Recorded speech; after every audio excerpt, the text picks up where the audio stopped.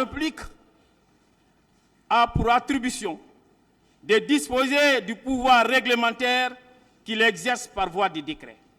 Je ne saurais répondre à cette question, maître.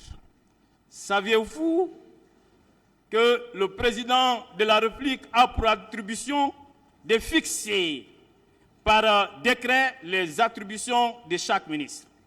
Je n'ai pas de réponse à cette question, maître. Savez-vous que le président de la République a pour attribution de nommer aux emplois civils?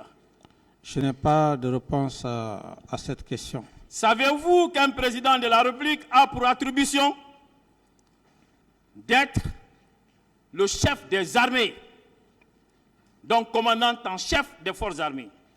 Je n'ai pas de réponse à cette question. Savez-vous qu'un président de la République a pour attribution de nommer aux emplois militaires? Je ne saurais répondre à cette question. Savez-vous qu'un président de la République est responsable de la défense nationale? Je ne saurais répondre à cette question. Savez-vous qu'un président de la République a pour attribution de présider le Conseil supérieur de la défense nationale? Je n'ai pas de réponse à cette question. Alors, pourquoi aujourd'hui, quand on dit commandant en chef, en réponse à l'une des questions de monsieur le procureur Al-Gassim Diallo, vous avez à dire que non, le titre de commandant en chef n'était qu'honorifique. Pourquoi vous ne voulez pas reconnaître ce titre de commandant en chef aujourd'hui? Pourquoi?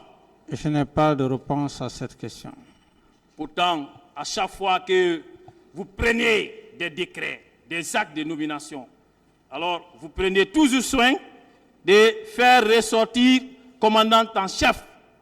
Pourquoi aujourd'hui vous êtes gêné de vous prévaloir de ces titres que vous avez eus, et un titre glorieux dont tout chef d'État s'est targue d'avoir?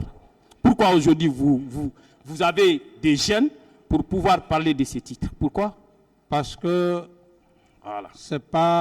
Je ne suis pas devant l'auguste tribunal pour le procès du CNDD, de son président et de toutes les attributions que vous êtes en train de faire allusion. Je suis là pour des faits qui sont très précis.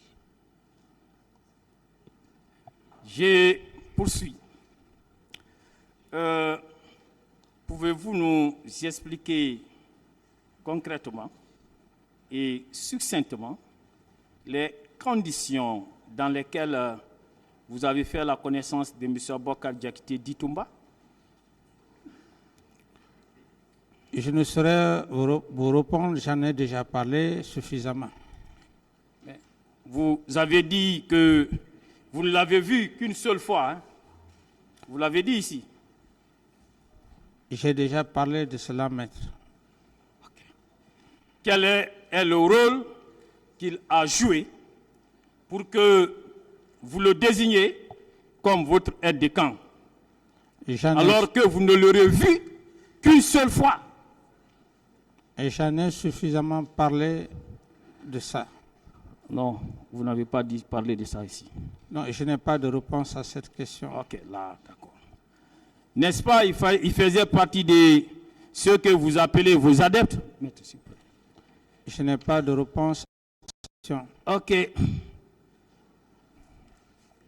N'est-ce pas, le jour du coup d'État, il était l'un des éléments de la troupe qui vous a porté au pouvoir au détriment de Mamadouba Kamara Ditoto et Sekouba Konati?